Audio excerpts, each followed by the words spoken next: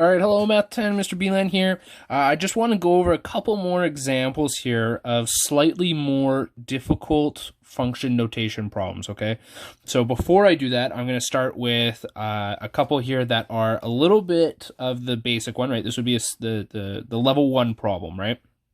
So we've got f of x right here, and this function, right, is equal to negative 4x plus 7. So we're going to try and evaluate this for f of 1. So what this 1 here says, right, is that for every instance of x in this function, we're just going to replace it with a 1, right? So I'm just going to write this out here. So negative 4, and then all I do is I just set up some brackets, right, just like this. And then all I'm doing is putting this 1 into the bracket, right? So the 1 goes in there. Now, this is just a simple bedmass type problem, right, where we would take negative 4, times it by 1, and then we're adding the 7.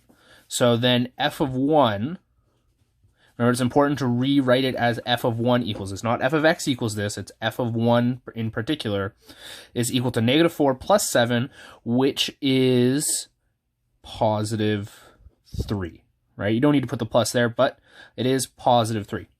Okay, so I'm going to look at the next one here.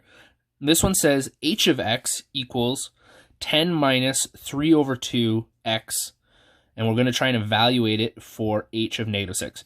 So one thing to note here is we are using the letter h instead of f like we were up above.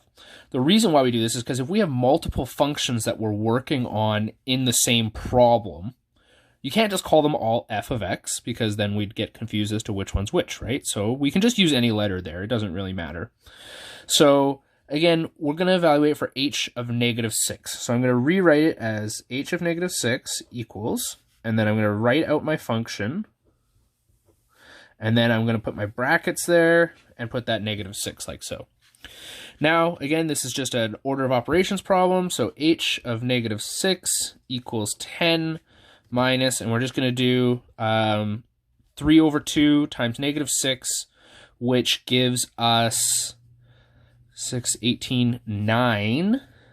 We do have a negative times a negative, so it is actually going to end up becoming a positive 9, which equals 19. Okay, so again, those are like our level 1 type problems, right? Just a little bit of a warm-up before we start looking at some of the more difficult ones. So I'm going to go over here, and I'm going to look at this one here. Make sure you can see this. Okay, so my functions are up here, right? So f of x equals 3x minus 8, and g of x equals negative x squared plus 4x minus 11, right? So when I'm looking at a problem like this, all I need to do is I need to solve for f of 1 and then add or multiply whatever it's telling me to do.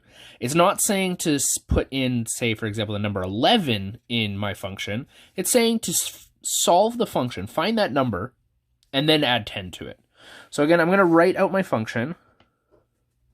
3, put my brackets, minus 8, right? So that's my f of 1. And then I'm just adding 10 to this, right? So I'll put my 1 in there, and then we can solve this. So 3 times 1 is 3, minus 8, plus 10.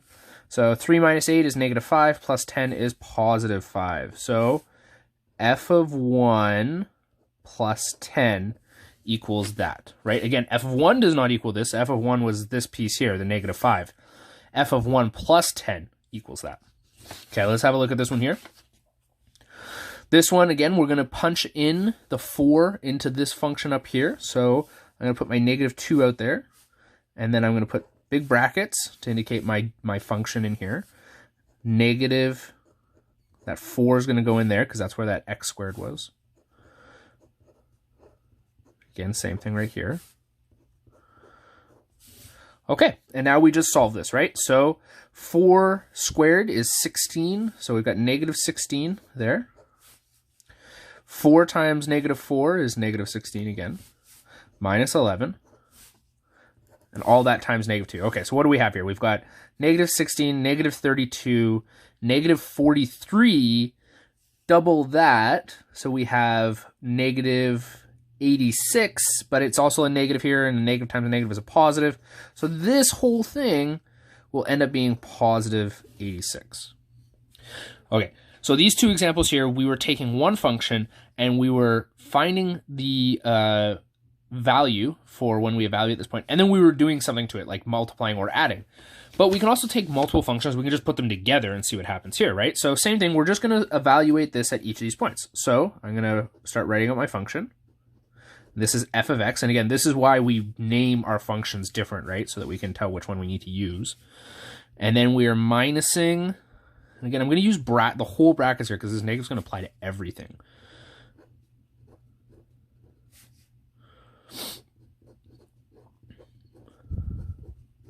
There we go. Okay, so start with this piece here because that's our easiest part. 3 times negative 4 is negative 12, minus 8, we've got negative 20. So that's that piece right there. And then this is going to get subtracted here. 7 squared is 49. That's a negative there. And then 7 times 4 is 28. And subtracting 11 again. So when we look at this, what do we have? We have 28 minus 11 is positive 17. So I'll just write that down really quick. And then 17 and 49, we're going to end up with negative 32. Now, because this is a minus here, we're going to subtract negative 32, so we're basically adding them, right? So we end up going with negative 20 plus 32, because this will become a plus and this will become a plus.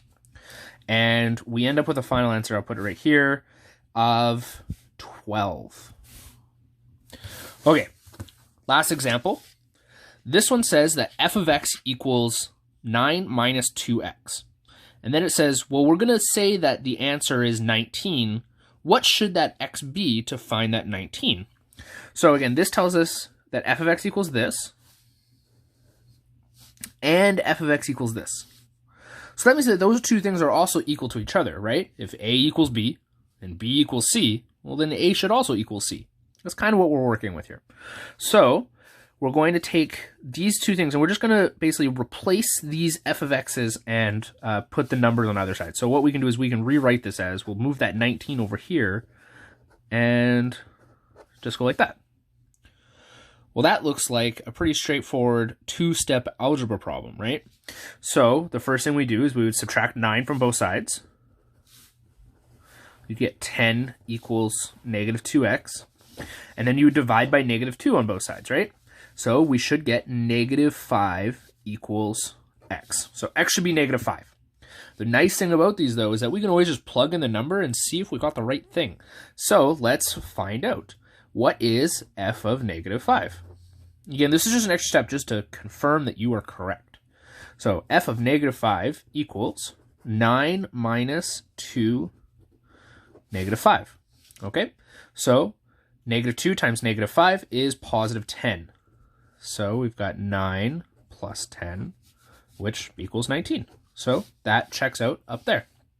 Okay, so these are the more complicated ones that we're doing, and basically what it comes down to is you just need to break it down into the pieces it's asking for. Evaluate the function, and then add or multiply whatever it's asking you to do. Or evaluate one function, evaluate the other function, and then do whatever it's asking you to do.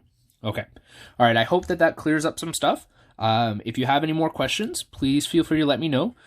Our next lesson will be on basically this right here, except we're just going to be trying to solve for 0 because 0's got some special properties in it. But that is, if you feel comfortable with this question here with 15, if you can do this one, you will feel very comfortable with solving for zeros. Okay, take care.